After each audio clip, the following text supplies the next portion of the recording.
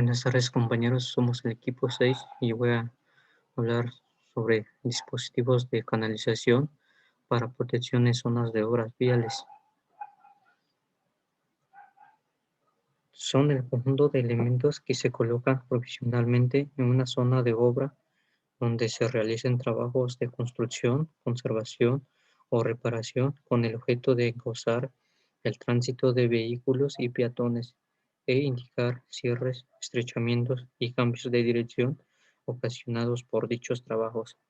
Pueden ser barreras, conos, tampos, dispositivos luminosos, señales manuales o cercos. Barrera levadizas. Son tableros articulados que se utilizan para dar paso exclusivamente a determinados vehículos o personas en zonas restringidas. Formas y tamaño de los tableros. Los tableros de las barreras levadizas son trapeziales con la base menor de 0.15 y la mayor de 0.30 y la altura suficiente para que cuando se coloque horizontalmente cubra el ancho total del carril que se requiere cerrar el tránsito.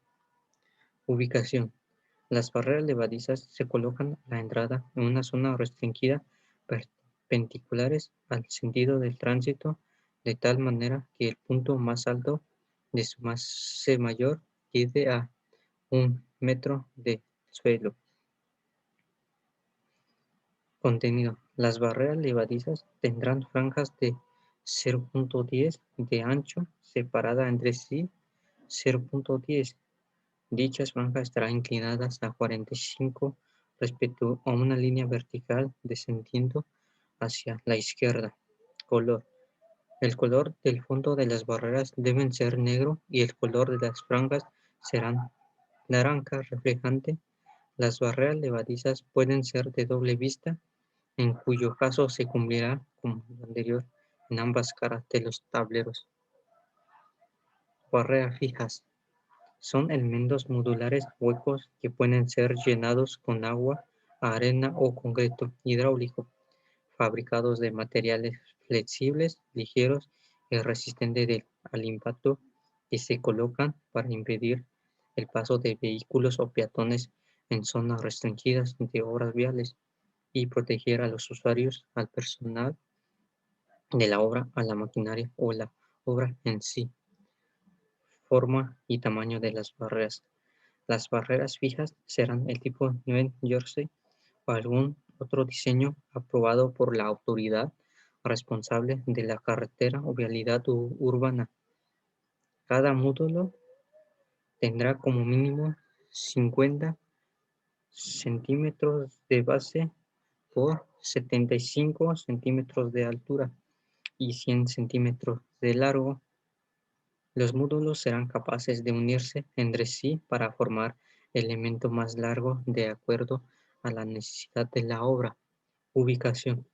Los módulos de las barreras viejas se pueden colocar aislados o en series en los límites, en las desviaciones con el objeto de prevenir y proteger el usuario a los peatones cuando exista un cierre o estrechamiento próximo en la carretera o vialidad urbana. Asimismo, se pueden colocar perpendiculares, diagonales o paralelos al sentido del tránsito, de acuerdo con las necesidades de su uso. Siempre que sea posible, cuando se coloquen en serie, los módulos estarán intercalados conforme a su color. Color. Los módulos de las barreras fijas deben ser de color naranja o blanco, que cumpla con los patrones aprobados por las autoridades responsables de la carretera o vialidad urbana. Elementos reflejantes. Si a juicio del proyectista es necesario colocar elementos reflejantes en las barreras fijas, estos serán según su color de los módulos, blancos o naranjas. Deben ser 10 centímetros de ancho por 15 centímetros de largo, como mínimo colocados sobre la barrera a 10 centímetros de la parte superior de la misma. Conos. Los conos son dispositivos de forma cónica con una base generalmente cuadrada que se debe colocar a nivel del suelo para delimitar a zonas de trabajos y encauzar el tránsito hacia el carril adecuado. Están hechos de un material semirrígido resistente a la intemperie y al impacto, de tal manera que no se deterioren ni causen daños a los vehículos. Tamaño del cono. Como mínimo, las dimensiones de los conos deben tener base 40 por 40 centímetros y una altura de 75 centímetros. Ubicación. Los conos se colocan en serie sobre superficies uniformes. La definición de su número y ubicación depende del tipo de vía y de la obra que se esté realizando y será conforme lo siguiente. 1. Cuando los conos se utilicen en encauzamiento como estrechamiento del carril o cambio de dirección, debe tener un espaciamiento longitudinal en el sentido del tránsito no mayor que la distancia indicada en la tabla 6. Cuando se coloquen tangentes a la dirección del tránsito para delimitar las zonas de trabajo, se deben colocar con un espaciamiento igual a 2 veces la distancia indicada en la tabla 6.6. 3. Cuando se trate de estrechamientos de carril, la longitud del encauzamiento debe ser lo suficiente larga para permitir a los usuarios ajustar su velocidad e incorporarse a la carril antes de que termine el estrechamiento, y se debe calcular considerando lo siguiente. En zonas urbanas, la distancia longitudinal de estrechamiento se estimará considerando la siguiente expresión, donde L es la distancia longitudinal de encauzamiento en metros, es igual a 0.4 por S, el ancho del encauzamiento en metros, por V, que es la velocidad de operación estimada como el 85 percentil de las velocidades medidas en cada tramo de la vialidad, kilómetros sobre hora, elevado al cuadrado sobre 60. B.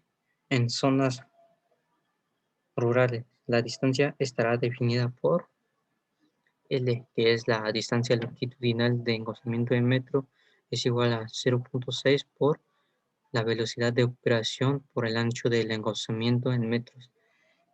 Y 4. En el caso de cambios de dirección, es decir, en aquellos encauzamientos necesarios cuando el carril en el que circula el usuario cambia de dirección debido a la obra y no es posible la incorporación al otro carril, la distancia longitudinal utilizada será igual a un medio de la longitud L obtenida como se indica para el caso de zonas urbanas. En este caso, siempre estará presente un banderero al inicio del encauzamiento para regular el paso de los vehículos. Color. Los conos serán de color naranja que cumpla con el patrón aprobado por la autoridad responsable de la carretera o vialidad urbana, y el juicio del proyectista podrán llevar o no una franja de color blanco reflejante. Debe ser de 10 centímetros de ancho, colocada horizontalmente alrededor del cono a 5 centímetros del extremo superior. Tambos. Los tambos son dispositivos de forma cilíndrica que se colocan a nivel del suelo para delimitar las zonas del trabajo y encauzar al tránsito hacia el carril adecuado. Están hechos de un material semirrígido resistente a la intemperie y al impacto, de tal manera que no se deterioren ni causen daños a los vehículos. Tamaño del tambo. Los tambos tendrán una altura mínima de 90 centímetros con un diámetro de 45 centímetros. Ubicación. Los tambos se colocan de la misma forma que los conos. Color. Los tambos serán de color naranja y cumpla con el patrón aprobado por la autoridad responsable de la carretera o vialidad urbana, con 2 franjas horizontales de color blanco reflejante. Las franjas tendrán 15 centímetros de ancho, estarán colocados alrededor del tambo a 10 centímetros de la parte superior del mismo y separadas 15 centímetros entre sí. Dispositivos luminosos. Los dispositivos luminosos son fuentes de luz que se utilizan durante la noche cuando la claridad y la distancia disminuyen la visibilidad. Es necesario llamar la atención e indicar la existencia de obstrucciones o riesgo. Podrán ser linternas, lámparas de destello, luces eléctricas, flecheros luminosos o señales de mensaje cambiable. No se permitirá el uso de mecheros de flama libre debido a que dañan el entorno ambiental y puede ocasionar incendios. Linternas. Las linternas son dispositivos de flama cautiva que se utilizan como complemento de otros dispositivos de canalización para delinear o hacer destacar las obstrucciones o riesgos. Lámpara de destellos. Son elementos portátiles con luz intermitente de color ámbar que emiten destellos de corta duración. Sirve para prevenir al usuario de la existencia de un riesgo colocándolas antes de este. Estos dispositivos se colocarán a una altura mínima de 1,20 metros sobre la superficie de rodadura, pudiendo ubicarse también sobre las barreras o los tambos. Luces eléctricas. Son lámparas que emiten un haz luminoso de alta o baja intensidad. Sirven para iluminar la zona o tramos que se encuentra en reparación o construcción y se debe colocar de tal manera que no deslumbre al conductor. Flecheros luminosos y señales de mensaje cambiable. Son pantallas portátiles diseñadas para combinar información gráfica y texto con el propósito de transmitir la información en forma versátil a los conductores y peatones. Puede ser alimentada por corriente eléctrica, energía solar o alguna otra fuente segura de energía, con los focos OLEDs que imitan luz intermitente o fija para formar una flecha direccional que indique la desviación al tránsito o un texto para transmitir un mensaje. El soporte de estas señales será móvil con ruedas. Señales manuales. Las señales manuales son banderas de tela de color rojo reflejante de 60 por 60 centímetros acopladas a una hasta de 100 centímetros de longitud y sujetas por una persona conocida como banderero, previamente capacitada y con equipo adecuado para la utilización de señales manuales. Se considera lo siguiente: chaleco de seguridad color naranja reflejante, casco protector color blanco, camisa color blanco, botas de trabajo, chamarra y pantalón impermeable en caso de lluvia. El casco del chaleco debe tener franjas de color blanco reflejante para mejorar su visibilidad nocturna. Equipo de trabajo del banderero. El equipo básico por integrar por la señal de alto siga reflejante, bandera, silbato o bocina para avisar los trabajos en caso de emergencia, lámpara de mano con pilas para labores nocturnas, cronómetro manual. Señal alto siga es el dispositivo más importante con que debe contar el banderero.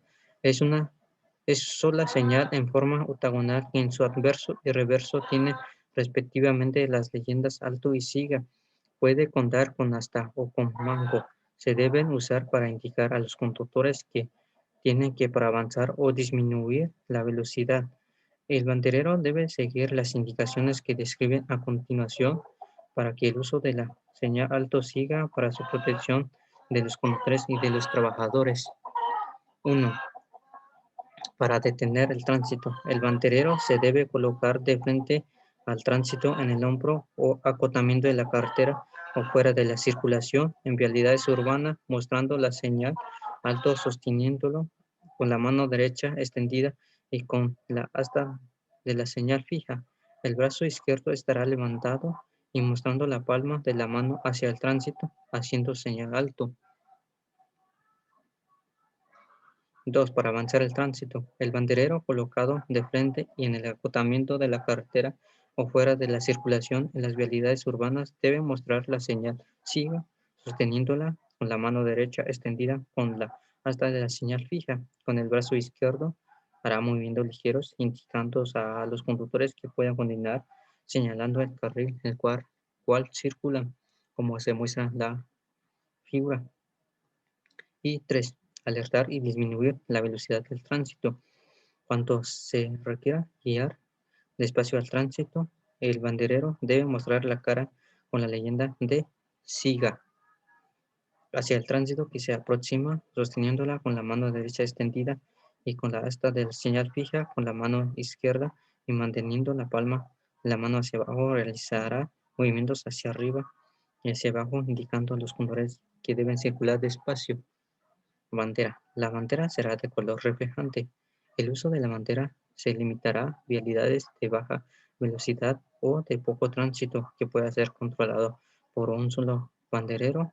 Se usará también en situaciones de emergencia como evento inesperado que requieran acción inmediata, por ejemplo, incendio, inundación, cortes en puentes o vialidades, problemas de tránsito, etc.